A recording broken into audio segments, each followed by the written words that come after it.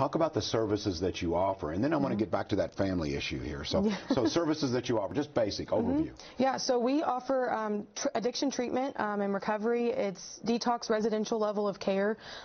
We keep people there, and we utilize a curriculum that's focused on skill building, and that same curriculum is actually what we utilize in family services. So not only is your loved one going to have a treatment team of case management, counselors, nursing, whatever it may be for that individual need, but the families also get to utilize me for the same education, same support, same guidance. Okay, so I want to ask you this.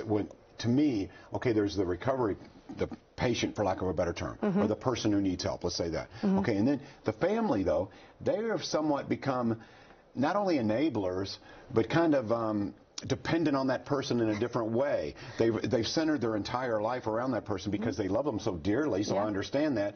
So there's a little bit of a, I guess, a rehab process for the family as well, right? Yep, so we call that codependency. Okay, well, you could have cut to the chase for me there. Thanks, Lainie. You let me struggle there for a while. Codependency, thank you. Yep, codependency is something I focus on wholeheartedly. There's multiple books that I recommend for people to read that have a loved one struggling, because that's the first step, is recognizing your codependency. Behind every person who struggles with addiction is a codependent relationship, and it's likely whoever they love the most dearly. Yes, so codependency is huge, and what ends up happening is the loved one becomes in the addiction cycle without ever touching the substance. Oh, yes, okay, and actually, by enabling that, they become even more a part of it, and pretty soon they probably need to go through as much rehab as I got you. Yep. Okay. We talk about it all the time. Wow. So I get the separation too. There's probably folks out there who go, this is wearing me out. You know, I need some help. So the separation is good for both parties. Now, what do you recommend while that person's going through recovery at Robert Alexander? What do you recommend for the family to do? Just educate themselves, read up? Do you give them materials?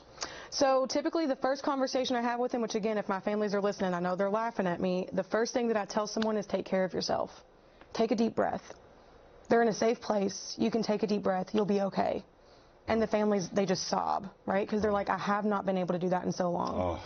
And even if your loved one isn't in treatment, like, still take that deep breath, right? Like, still just know that, like, you can't control everything, and just take a deep breath and take care of yourself, because if you're running on fumes, you don't have much to give anyone anyways. Wow. That's the first thing I say in any conversation I have. It's a lot like being a caretaker for someone who happens to be medically ill. It's very similar. So for someone who's interested in knowing more about the Robert Alexander Center for Recovery, I'm assuming you're going to say, call that number, go to the website, correct? Yep, call the number on the screen. They want to talk. I want to talk to you. You're good. Yep, well, if you call the number on the screen and you get in there, you can absolutely call me. I call just about every family I call. It's very short that I don't. Well, I really appreciate you coming on. This is good information. Again, I'm very impressed. I know you are as well. The Robert Alexander Center for Recovery. If you need help, give them a call today.